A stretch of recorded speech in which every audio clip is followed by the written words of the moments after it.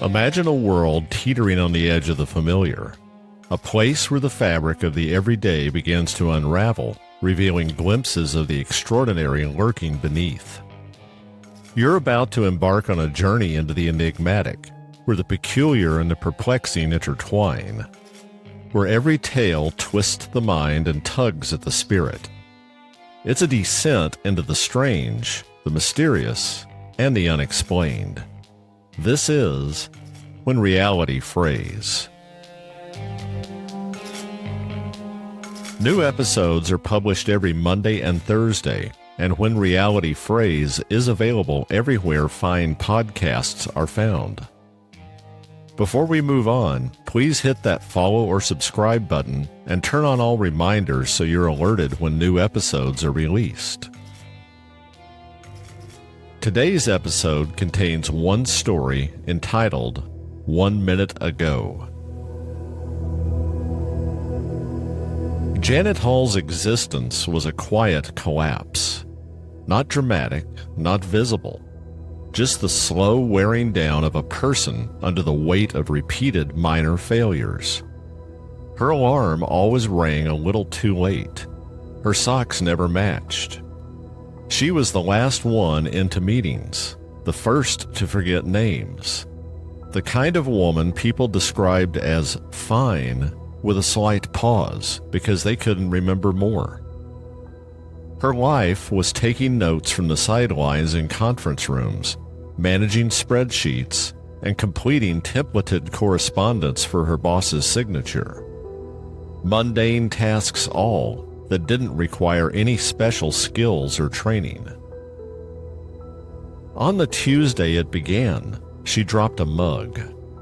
It wasn't special, just office-issued ceramic with a chipped rim and a faded logo.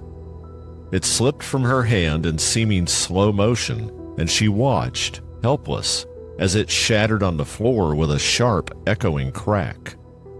Except, it didn't. The air tightened. Time buckled like warped glass. Her stomach flipped.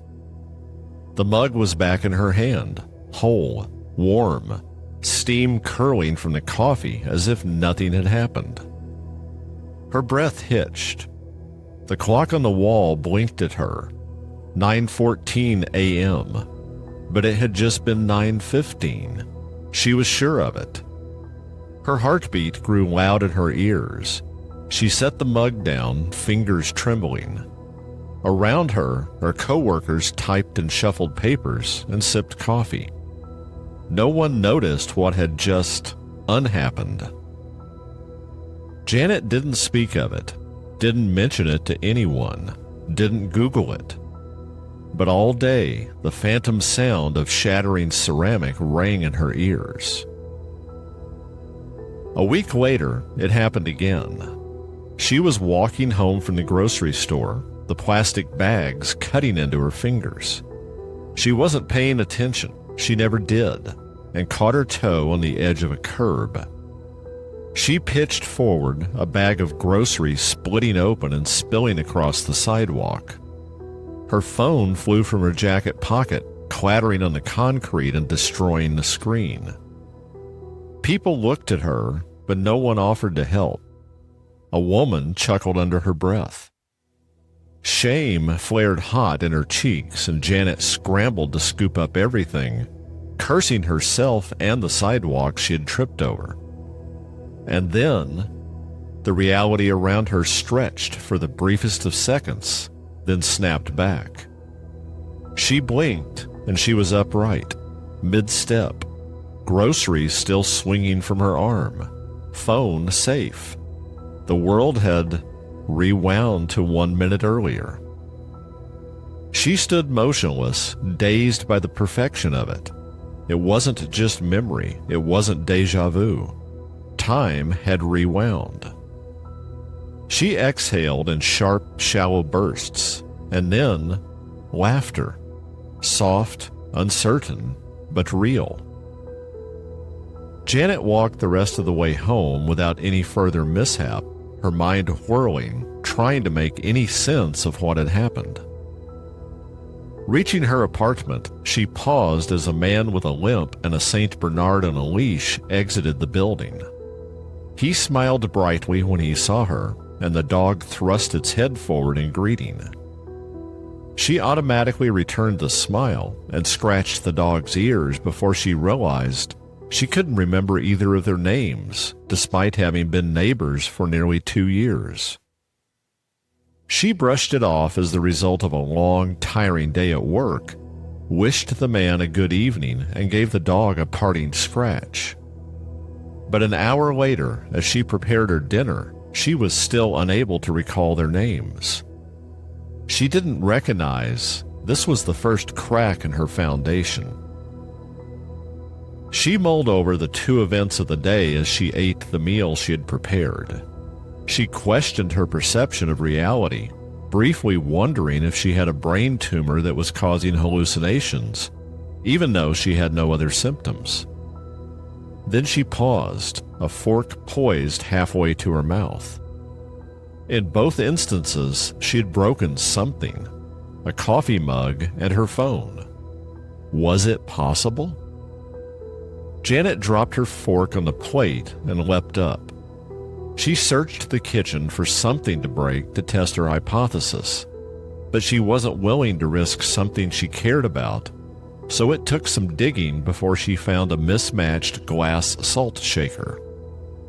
Holding her breath, she held it at arm's length and dropped it to shatter on the floor. She waited, still holding her breath, but there was no ripple in the air, no stretch of reality that rewound the previous minute. Just a mess of broken glass and spilled salt in the middle of her kitchen floor. With a sigh of disappointment, she cleaned up the mess and tossed the remainder of her now cold dinner into the trash. But as she dumped the plate, it slipped from her hand, banged off the edge of the can, and exploded on the floor. Janet was immediately upset with herself for being so clumsy. In elementary school, the other kids had called her a spaz because she was always... The room briefly contracted before snapping back to normal.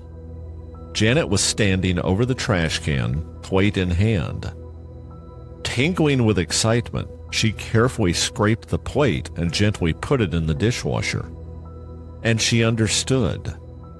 Her entire life, she had been accident-prone for no reason other than she didn't pay attention to what she was doing. If there was something she could trip over or drop, she more than likely would. As a child, and even into her teens, she had fantasized about a day when she wasn't a spaz. She had stared up at the night stars, pleading with the universe to remove the curse of being a klutz. Had her prayers finally been answered? She tried to test it, but after bruising both knees and breaking several more objects, she resolved herself to the fact that she only received a do-over, as she thought of it, for actions that were unintentional. The next morning was like any other. On her way out the door to work, Janet spilled coffee on her blouse. Before she could mutter an expletive, rewind. At the office, she accidentally replied all to an email. Rewind. Each error or mistake was undone, and with foresight of her error, she was able to prevent it from reoccurring after the reset. She kept count. 23 rewinds by the end of the week. More than a month passed, and people were noticing the difference in Janet. Her work had become flawless, no errors, no mistakes. But the price for Janet came like a fog, creeping in silently. Names went first, then memories. She stood in front of a bakery she had visited every Saturday for years, and it looked foreign. The sign was familiar, the scent of bread was right, but it stirred no recognition.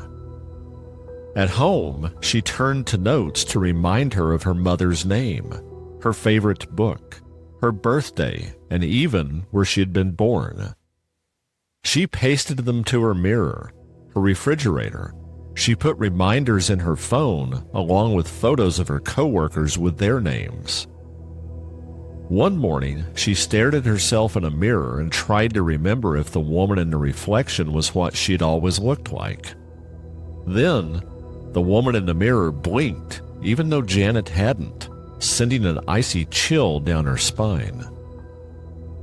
Janet began to lose control. Sometimes she would rewind for no reason. Then the rewinds began to overlap. She'd return to a minute she had already lived and find it slightly different. She began seeing people mouth words they hadn't spoken yet, then speak words they hadn't mouthed. And in the rewound moments, time bent at the corners. Sound muffled, colors muted. The edges of the world grew soft and rounded. One night, alone in her apartment, she saw a figure behind her in the reflection of her bedroom window. It was her height, her outline, human-shaped and featureless. Its head turned just a breath after hers did. She whipped around in fright, but there was nothing there. The next day, her favorite song played on her phone, but she couldn't remember why she loved it. She found a diary filled with her own handwriting, but didn't remember writing any of what she read. It was like reading the ramblings of a stranger. Tucked in back were photos showing her hugging people she didn't know, places she had no memory of visiting. She had snatched up her phone and opened the photo app. Dozens of videos of her with a man she didn't know, on a beach she didn't recognize, at parties she had never attended, and with a group of friends she had never seen before. Within a week, the figure was no longer hiding. It stood in her reflections, in her bathroom mirror, in the polished surfaces of the kitchen at work, in the plate glass windows of stores. It didn't blink, it didn't breathe, it only watched. At first, it mirrored her, then it didn't. She turned left, it turned right. She smiled, it smirked. She began finding notes all over her apartment. They were in her handwriting, and she felt a sense of creeping dread each time she read one. I'm losing me. She's not just watching, she's waiting.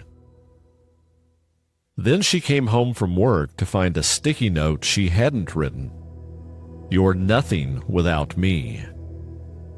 She couldn't sleep, terrified of what might happen in the dark. But an hour before sunrise, sleep found her. In the dream, the shadow touched her face, and her skin went transparent beneath its fingers, while it became physical. It stood in her bedroom now, beside her bed, in the mirror above the sink. Its eyes were her eyes, only colder, hungrier. She woke one morning to find a new note stuck to her mirror. You wished for this. I'm what you wanted to be. The shadow didn't hide anymore. It sat across from her at the kitchen table, hands folded, smiling faintly. It spoke no words as it waited. The following Monday morning, Janet sat typing at her desk, efficient, composed, precise. Her coworkers nodded politely as she greeted each by name, asking if they had had a pleasant weekend. She smiled at them, her teeth perfect, her face as flawless as a porcelain doll, her eyes gleaming with confidence and ambition. For a few days, the break room was abuzz with gossip about Janet. There was both admiration and envy for what she had become. Several coworkers commented they wished they could be better too, just like Janet. That's it for this episode. If you're enjoying the stories, please support the podcast by buying me a coffee. The link is in the episode show notes, and I would greatly appreciate your support. New episodes of the When Reality Frays podcast are released every Monday and Thursday. If you're enjoying the journey into the strange, the mysterious, and the unexplained, be sure to press that follow or subscribe button and turn on all reminders so you're alerted whenever an episode drops. Until next time, thank you for listening to When Reality Frays.